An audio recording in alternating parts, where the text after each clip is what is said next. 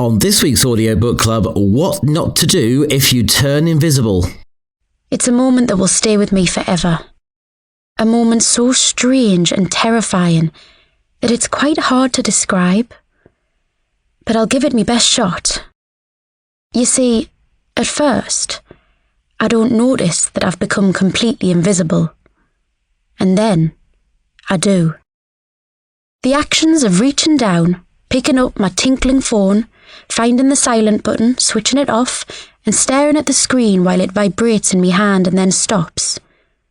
All of those things are so absolutely normal and everyday that I think my brain just fills in the missing stuff. Missing stuff, like me hand and fingers. It must be like watching a cartoon. Everyone knows that a cartoon, or any sort of film for that matter, is really a sequence of still pictures. When you watch them quickly, one after the other, your brain fills in the gaps so that it doesn't look all jerky. I think that's what my brain and eyes do in those 2 or 3 seconds that it takes to switch off my phone. They just see me hand because they expect to see it there. But not for long.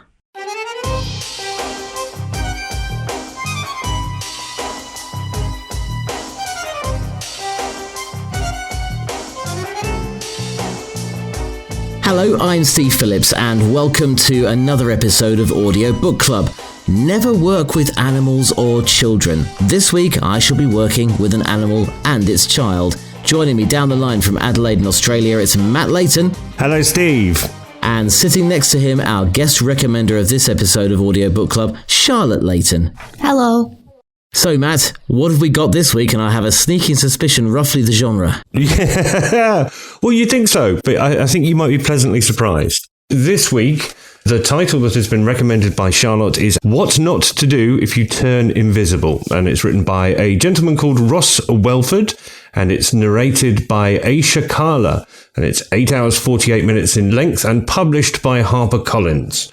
This is a book that Charlotte has chosen for us. It's a story, as you might have guessed from the title, of a 12-year-old girl who turns invisible.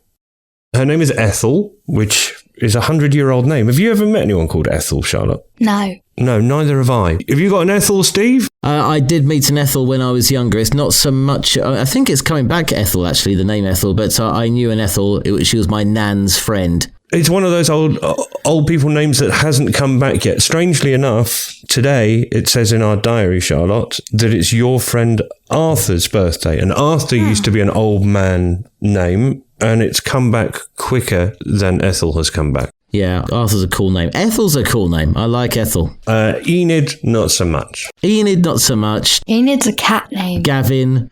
Kevin, Kevin's actually not too bad. There's a lot of famous cool American Kevins, isn't there? There are a lot of Kevins. Neil. Right, we're rambling. Okay, come on, stop filling. There is plenty of exciting stuff to say here. We don't need you burbling along making up things, do we, Charlotte? Quite right. Tell me about the book, Charlotte.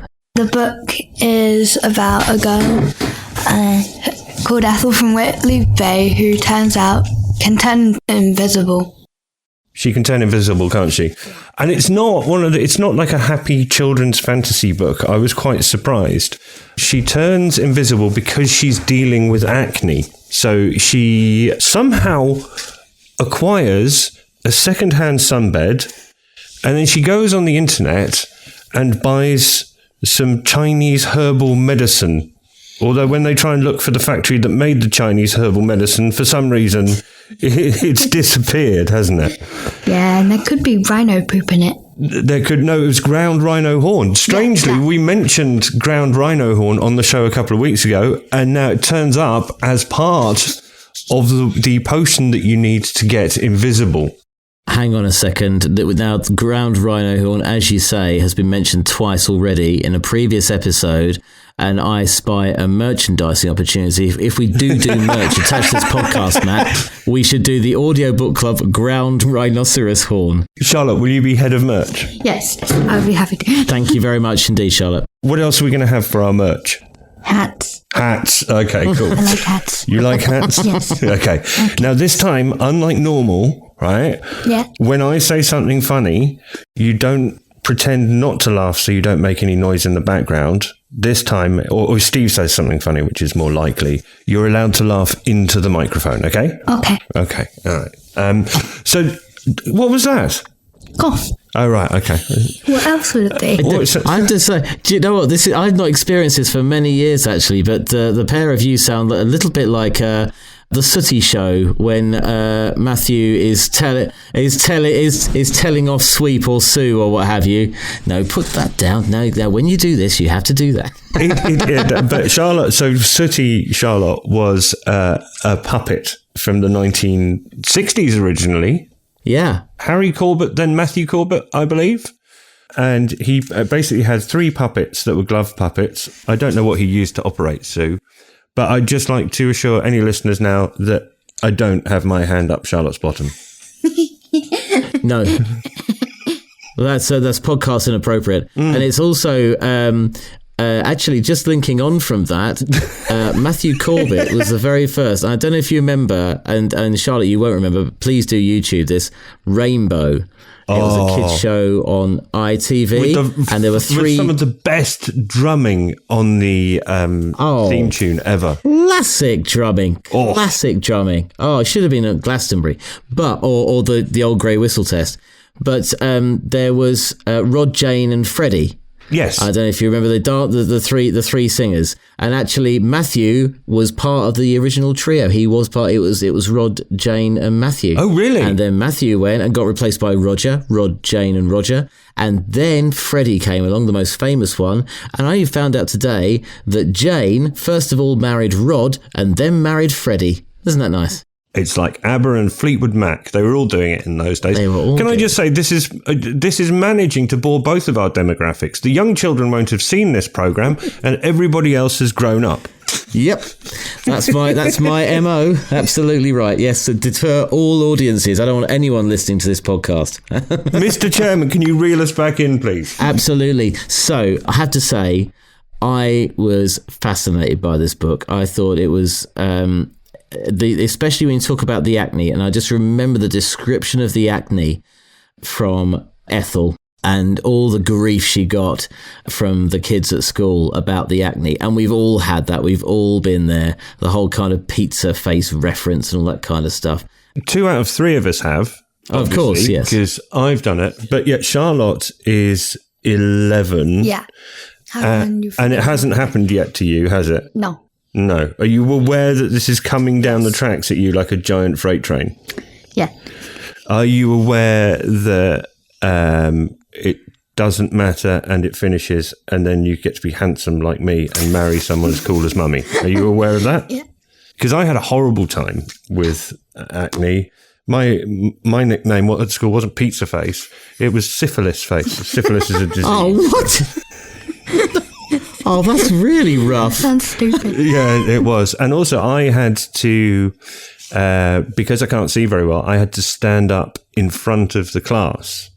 So it's interesting to me that the whole theme of this book is how to turn invisible. And there's parts of it that are like the clip we heard at the beginning that are slightly like a horror book, aren't they, really?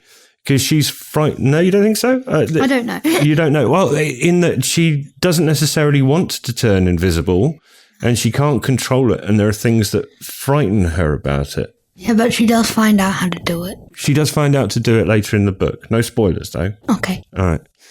But the other thing is, there were times in my teenage years, and I'm sure you have this already, Charlotte, where you want to be invisible. Do you ever feel that? No. Oh. Yeah, I think the whole deep, meaningful talking point is eluding us for the moment. All right. In that case, on this show, Charlotte, I don't know if you've heard it, but we're kind of fans of burping and farting. There we go. There's a level. Thank you. Oh. And here's a bit where part of the side effects of using this invisibility potion is that it makes you do burps that smell like farts. Ooh. Immediately after waking, I let go the most enormous burp, which, if you did not know otherwise, you would swear was the stench of a rotten animal, A skunk, probably. Even though I've never smelt a skunk. What with them not being native to Britain. I just know they stink. It was so foul-smelling that it was kind of scary, I suppose. Certainly totally unlike any, fart I have ever smelt. And much worse than the one Corey Musgrove let off in assembly in Year 6, which people still remember. Oh, that's gotta hurt, hasn't it? Yes, it has. Have you ever smelt a skunk, Steve? No, I haven't. No, I've not had the privilege. I have. It was when I was living in Canada, and I had a first floor apartment with a balcony. And on the lawn in front of the block of flats, just below the front door, there was a skunk. And the skunk got frightened, and it let off this smell that, even though it was one floor below me and outdoors, filled the back of my nostrils and the back of my throat. And I had to leave my house and go and stay somewhere else for the night. No. Did you stay in the hotel? No, we can't talk about where I stayed because I'm married to Mummy now, okay? Okay. All right. So so the skunk is that bad, can feel an outdoor atmosphere that you have to move house effectively for the night. It is really rather horrible. Wow. So this podcast, right, this experiment in broadcasting was always going to go one of three ways. And it was either going to go really, really well and launch Charlotte's career as a podcasting superstar, or it was going to go really, really badly, and then we could delete it and pretend it never happened. And then the third option is it's going okay, which possibly is the worst option of all three. I think that's possibly it's going okay. It means a horrible edit. It does. That's what it means. A ruthless edit, I think. Yeah. Shall we do this book? Let's go back to the book. I was pleasantly surprised by just how much I enjoyed this book. I was somewhat surprised by how slow it was and how subtle it was. The first 25 chapters, even though the lead character turns invisible, not a hell of a lot happens, does it, Charlotte? No. You need quite a good attention span to listen to that 25 chapters, don't you, Charlotte? Yeah, but luckily they're kind of short. The book is set very much in a real world involving school, and Ethel lives with her grandmother, doesn't she? And there's all sorts of boring everyday stuff about how she lives her life and goes to and from school, and stuff about friendships. Obviously, we've mentioned spots. We've mentioned burps. It's not an Enid Blyton magic faraway tree story, is it? The magic in it isn't like that. No. I was really impressed, considering most of the crap you watch on YouTube. Continue? And the fact that you normally only listen to Harry Potter books. I was really impressed that you were prepared to listen to something that was verging on boring. Did you find it boring? No. Why not? I don't know, just because it was fun. I liked it. You liked it? Yes. Okay, deep, insightful criticism there. Okay. One of the things that interested me, and I think it speaks to people of your age, it seems the person who wrote it is kind of about my or Steve's age and a man. Do you think, and please give me more than a one-word answer, I'm begging you, Okay. do you think the author managed to get inside the mind of a 12-year-old girl, as an 11-year-old girl yourself? Yes, I do think so. Okay, why is that? Because quite of the problems in the book are very relatable to people my age, I guess. They are, and the problems are relatable. One of the ones that I liked was when writing an email to excuse yourself from school. I think there's a bit where the books I remember when I was Charlotte's age, Steve, they had secrets in them that possibly we weren't meant to know at that point, or you felt you weren't meant to know. So what this book does at one point is take you through the procedure of writing an email To get off from school. but then goes through the process of how you delete it from the sent items box once you've sent it. Yeah. Did you find that information useful, Bear? No, because I know you would never let me do that. And plus, I only have an email for school and it's related to school. No, but you could, if you used your mum and dad's email. Yeah, but you would know. No, if you delete it from the sent items, I won't. Maybe this would have gone over your head if I hadn't. So it's full of, yeah, good. This is going well, I think. Yeah. Yeah, what do you think? Do you think you'll be back next week? I don't know. No, I don't know. We have another audiobook to review. Yeah, we have another audio. Have you got another recommendation for us? No. No, good. I've got a couple of questions if I can cross-examine the witness here, Charlotte, if that's all right. Yes, I shall move the microphone towards the witness. There you go. You're the witness. I have a couple of questions. Full sentences, please. Okay?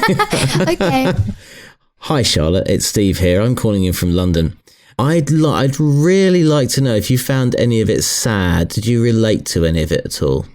Some bits I did find kind of sad, like her mum dying, and not going to spoil the rest of that. And I didn't find too much relatable, but I did find some things relatable because I kind of want to break into someone's house.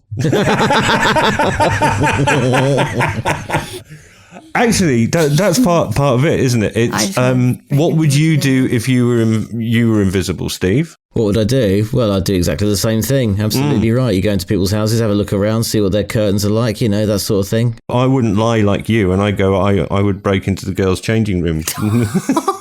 Yes, right. Okay. How very 1977. I would. I'd tell you what I would do.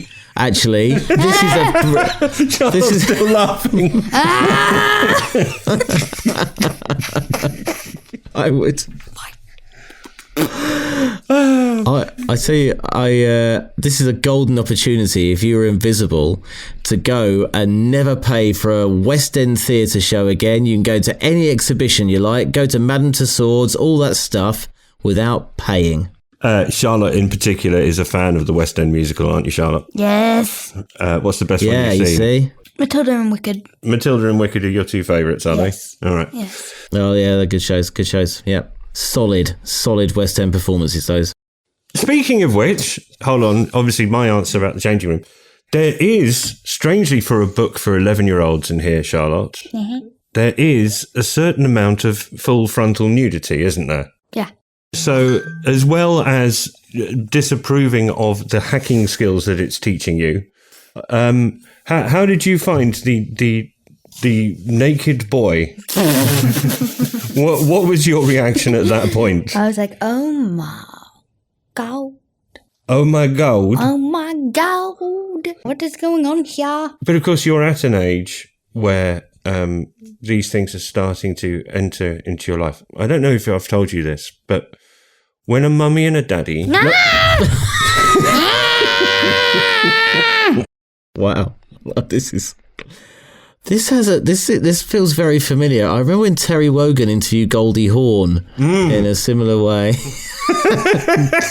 He didn't go into explaining what happens when a mummy and daddy love each other very much. On BBC One at 7:00 on Wednesday. All right. So bringing us back to where we're meant to be, Steve. Yeah. We have to talk about the narration because that way we get to end this pain much sooner. Yeah, of course. Let's talk about the narration. Absolutely.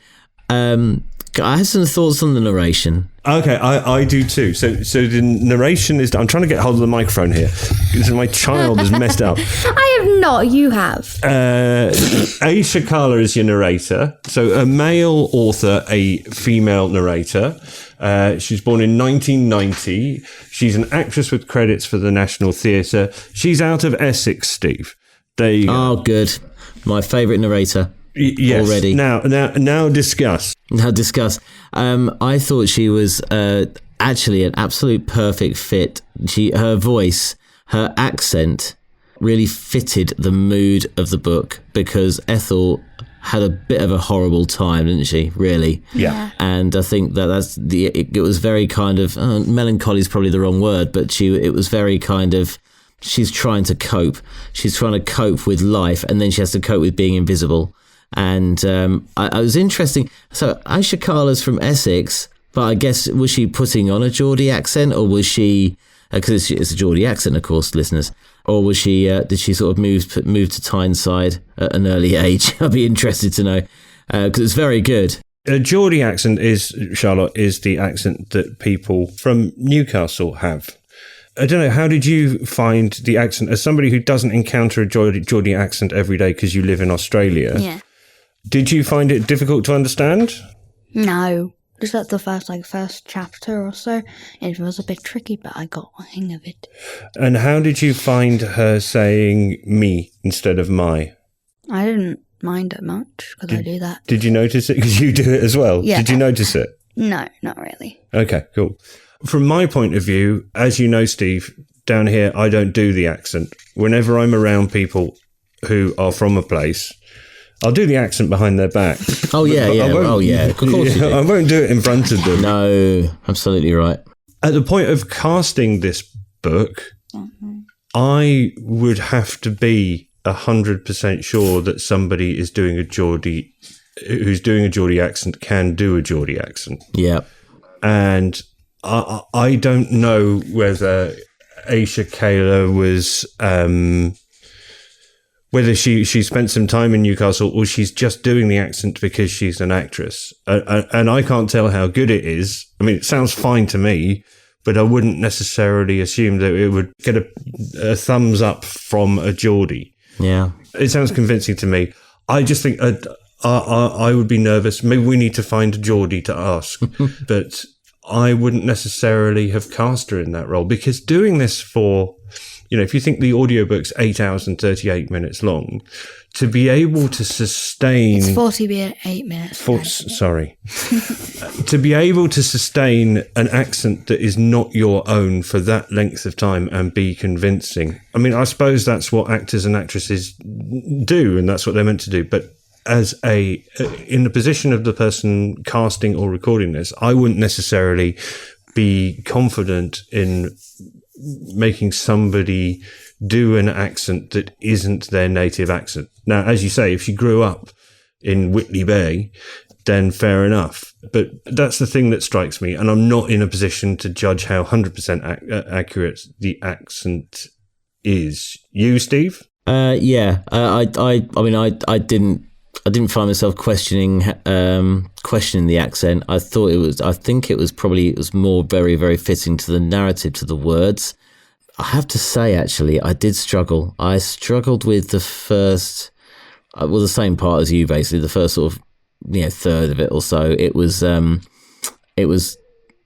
I think actually because the narration was quite slow as well, I found myself my mind started to wander a little bit away from the story. But I thought it fitted. I mean, I felt really, she was brilliant at getting across how I felt really desperate for Ethel, actually. I felt so sorry for her. Whether I was meant to or not, I don't know.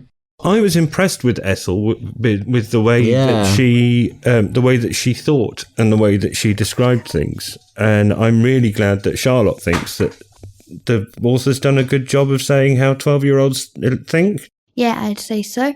Can I ask a question of Charlotte, please? Yes. I feel like I'm in class, actually, Matt. Sir, can I ask you, boy? Yes, sir. Yes, sir. Please, sir. Sorry, sir. Can I ask our guest a question? Charlotte, you're 11 years old. Do you listen to? Do you like audiobooks? I mean, you've got the. Forgive me, by the way, but generally, when I was 11, I had the attention span of a gnat or an ant. Basically, it was like 0. And the thought of listening to an audiobook for 8 hours or nearly 9 hours, I wouldn't have gone anywhere near it. So I'm interested to sort of understand from you why you like audiobooks, I guess. Why do you sort of stick at them? I'd say so because I like to listen to audiobooks when I go to sleep otherwise, because I just like having white noise in the background, like buzzing. I do that too, actually. I listen to stuff, just before you go to sleep at night. Yeah, listening to, listening to audiobooks or listening to radio or something. Yeah, it was radio for me, actually. That's interesting. Okay, so it sends you off to sleep. So do you find yourself when you wake up that you've fallen asleep through half an hour of it and you have to go and rewind and get back to the place you fell asleep at? No, because we only listen to 7 audiobooks because my sister intends to do so. And I know most of them, the plot off by heart. Oh, okay. Well, the 7 audiobooks you listen to are specifically the Harry Potter audiobooks, aren't they? We have, we've mentioned this before on the show, but we have 4 Alexas in our house. 4. 5. And One's in the box. This seems like extravagance. It's interesting to see my children watching them. You know, we heard these things 20 years ago of your children will interact with the internet in different ways. You know, they won't just be sitting at a screen typing. And it's just second nature for my girls to come in and say, Alexa, read a book. It will inevitably, Alexa, play a book. Stop correcting me, all right? No.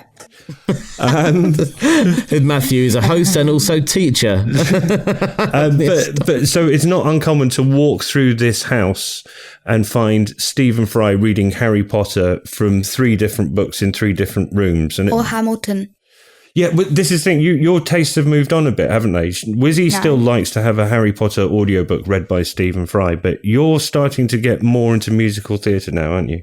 Obviously, yes. So do you think this is your last appearance on Audiobook Club? I don't know. How would you say you think it's gone? Good. Good. Gug. Good. Gug. This is another thing. It's like, Charlotte, how was the unicorn party? Good. Charlotte, how was visiting the starving children in Africa and giving them some food? Good. Charlotte, how was school today? Gug. Good, yeah. Basically, that's all you can get out of them at this age. I tell you what, though, we should have. But Charlotte, are you happy to come back in 10 years' time? Pardon? 10 years' time. Would you? Yes. Would you come back in 10 years' time? Brilliant. Because what we're going to do, we're going to play this to you in 10 years' time, and get you to review this podcast in the same way you're reviewing the book. Yeah, because we want to hear your thoughts. The retrospective 10 years. We'll get you to review the same book in 10 years and just see if it's changed your perspective of the book, if that's okay. That's our little experiment. Because there's a documentary, Matt, in the UK, and Charlotte, by the way, it's good learning, where the director, I can't remember his name, it's Michael something, he took a group of 7-year-olds.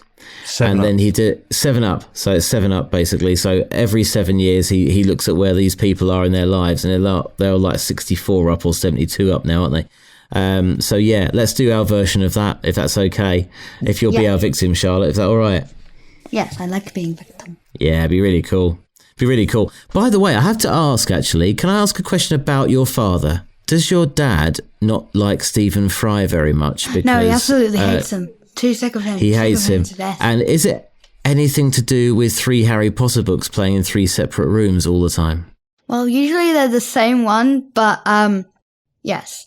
At slightly different stages, though. It's not in unison. Yeah. It's not like a choir of Stephen Fry's, is it? It's like Stephen Fry reading different things at different times.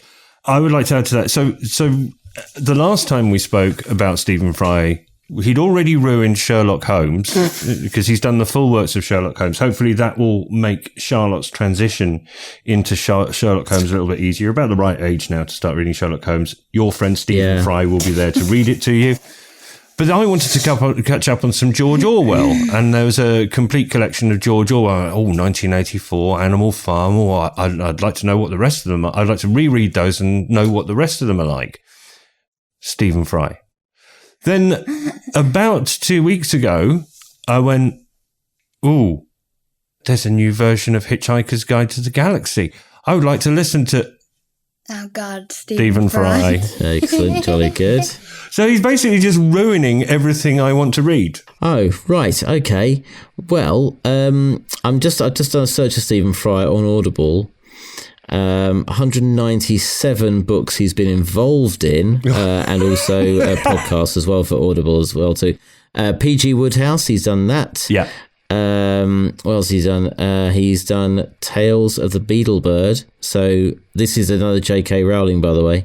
Oh, I need to read that. So there's a new one, Tales of the Beetle the Bard, sorry. This shows how I've read that. You've heard that one, have you? Yeah, okay, sorry, I mispronounced it there. We have that. Audiobook Club, we recommend and review audiobooks. Did you have any thoughts on that one?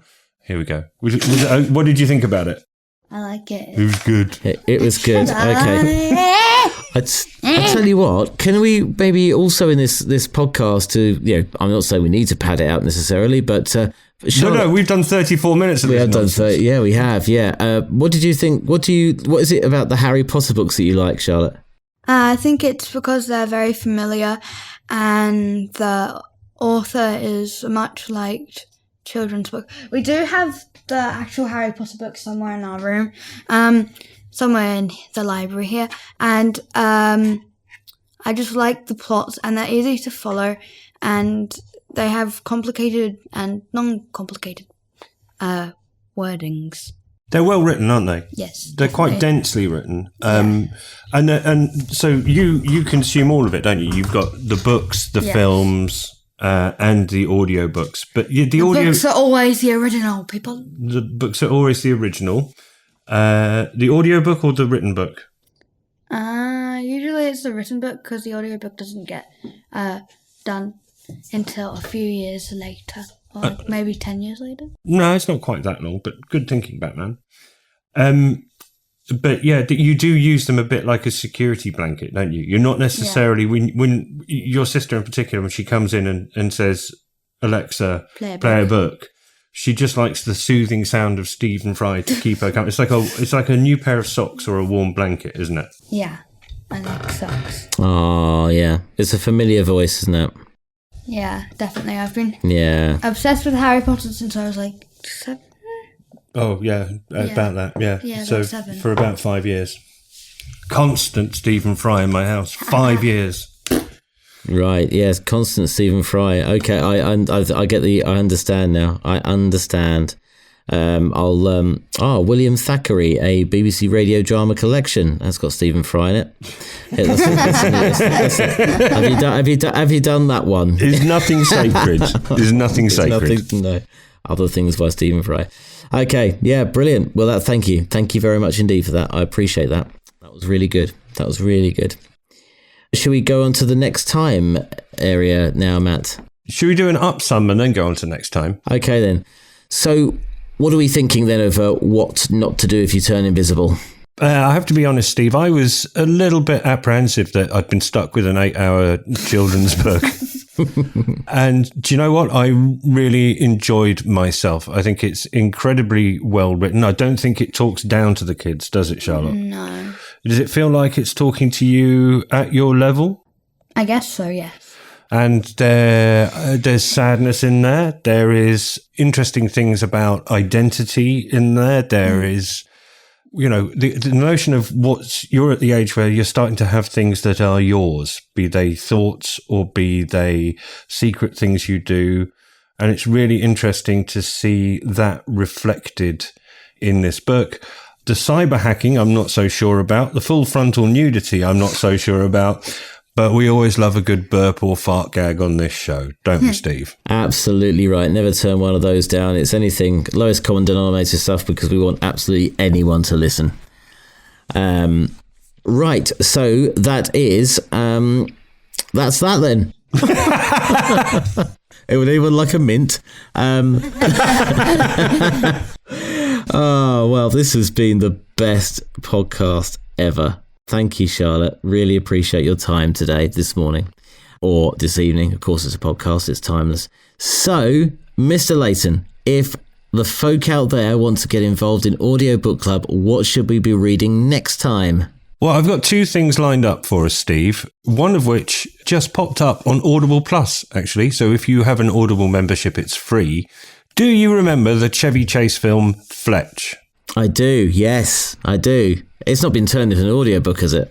Well, it was one of those ones. It popped up on Audible Plus the other day at the same time as Mr. Chase himself, now 79 years old, was interviewed on one of my favourite podcasts, which is Club Random with Bill Maher. So I think there's a lot for us to do there. I want to watch the film. I've enjoyed reading the book. And now I kind of want to go and watch that interview to see what he's like. So I'm basically saying Fletch, and then you keep mentioning Andrew Marr's History of Modern Britain. After this week in particular, I feel like I need to be bettered, to be educated. So, and I think you deserve a week off after what you've just been put through for the last 40 minutes. Ow! That did not hurt. Which order do you want to do them in? I don't mind. I mean, Andrew Marr's History of Modern Britain, I'd say the reason I'm really glad you've chosen to listen to this one, especially now, because the political climate in the UK at the moment, as it is in a lot of countries, I know, but the UK is kind of showing itself up around the world at the moment for being a little bit volatile.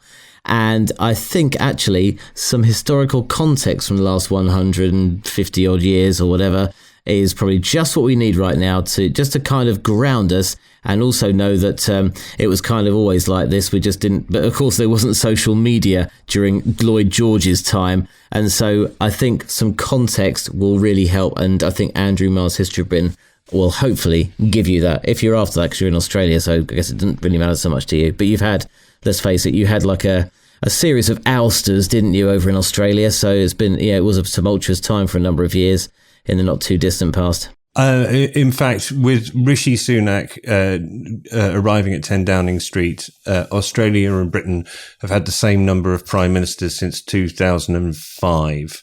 It gets to the point where the Italians go, your economy's rubbish and you can't form a stable government. When you're getting that from the Italians, you know you're in trouble.